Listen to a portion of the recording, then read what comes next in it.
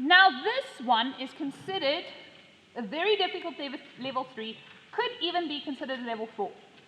And the reason it's a difficult one is sometimes, and this happens very rarely, but it does happen. The statement they give you, you can't pick up the two triangles. Oliver. You do have it.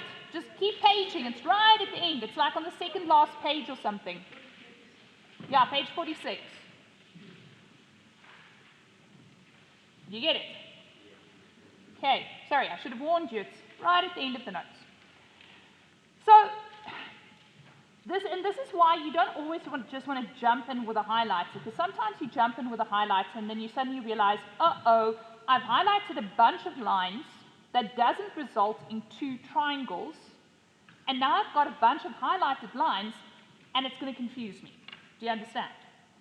So you might want to just check first before you start highlighting. So in this one it says, ABCD is a cyclic quad.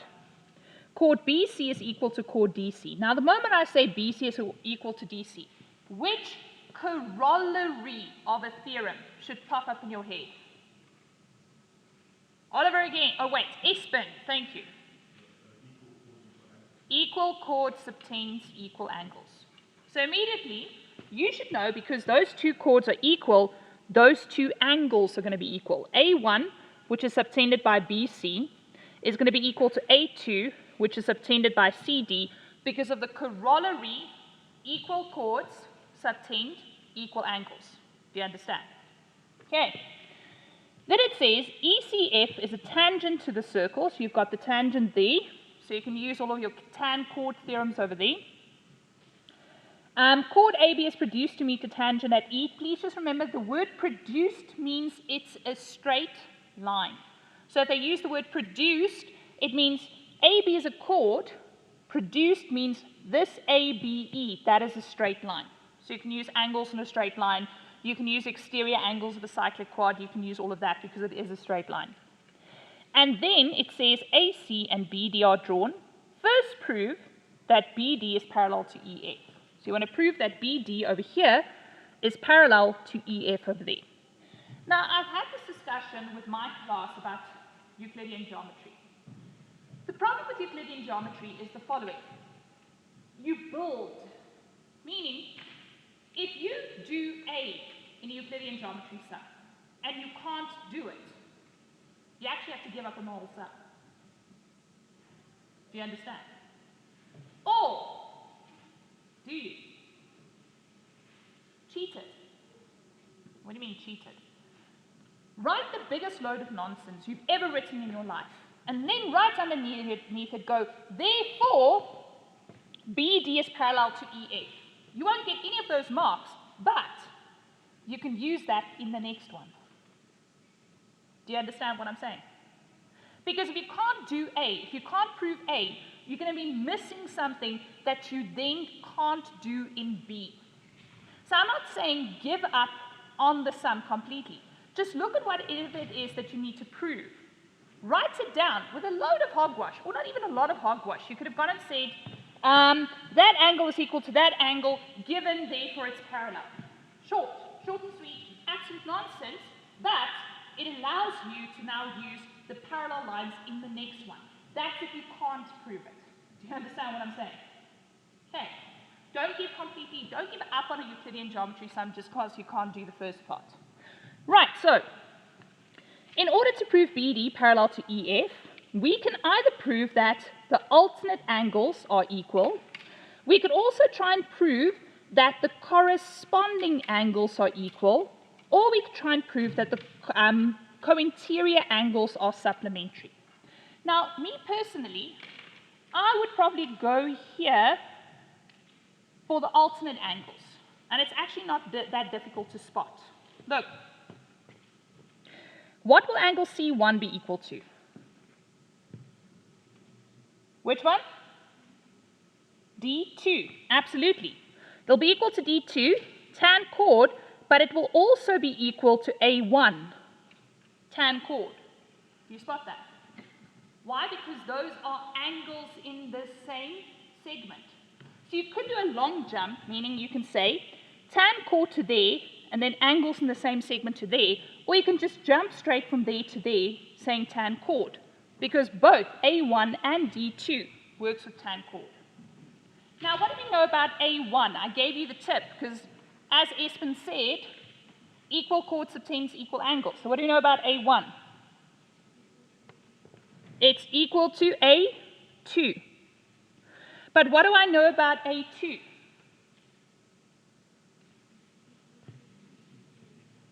It's equal to, am I hearing C4 or am I hearing B2? C4 is correct, but that doesn't really go anywhere. C4 is correct, 100% correct, that's not wrong, but easier is saying A2 is equal to B2 again because of angles in the same segment. And now, you should notice, I've done what I said I have to do. You guys agree? I've proven that B2 is equal to C1, which means the alternate angles are equal, which means the lines are parallel. But let's write it down. So I'm going to start saying angle C1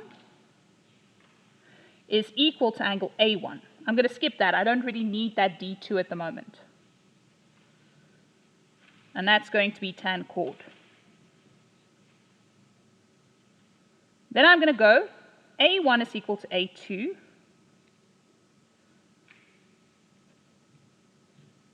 And that is going to be equal chords subtend equal angles.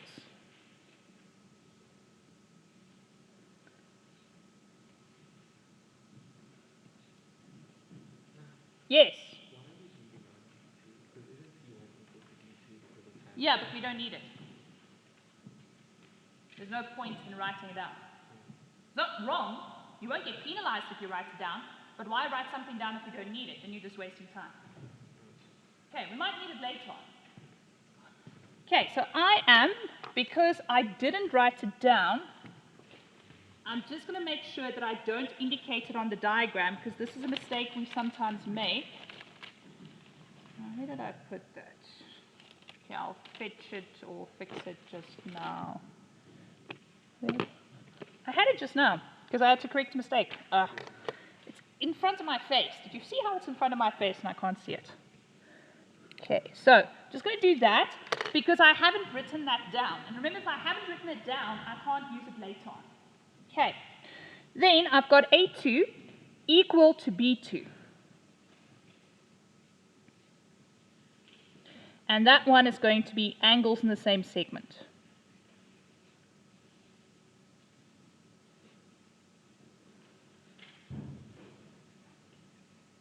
So eventually we can say angle C1 is equal to angle B2 using those links in the chain. You see that's equal to that, but that's equal to that, but that's equal to that.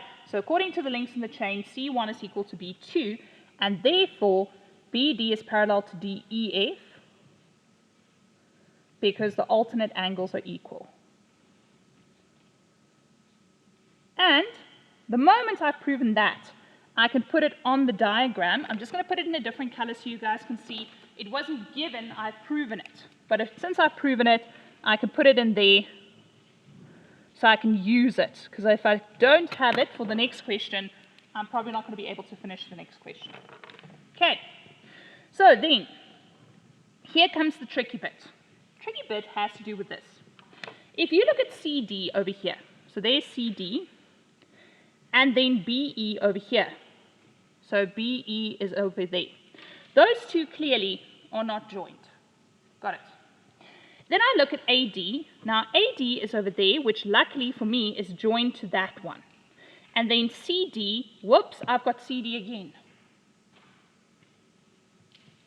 We can't use CD twice there because I can't find two different triangles. But what do I know about CD? It's equal to BC. So maybe, instead of using CD twice, I should maybe try and use BC or CB. Because those are equal. So let's see if this gives me better triangles to work with. So I've got CD, I'll highlight that one.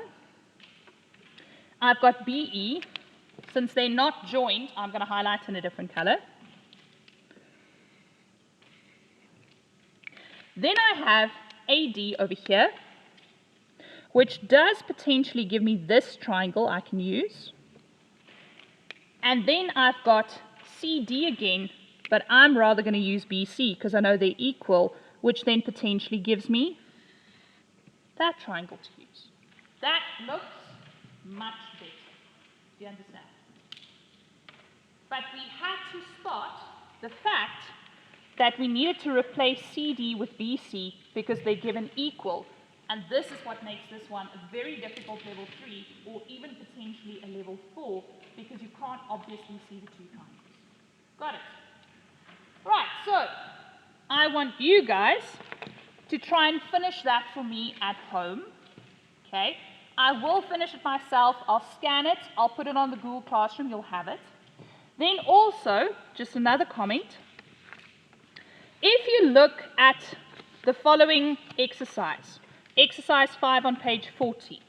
Exercise 5 on page 40, all of the sums that follow there are ones where you have to find the triangles. And look how nice I am. I have a memo here of all of them. Can you see that? I am going to scan this memo, and I'll put the memo on the Google Classroom as well. But what's my rule about a memo? Don't look at it until you've tried it yourself. Got it?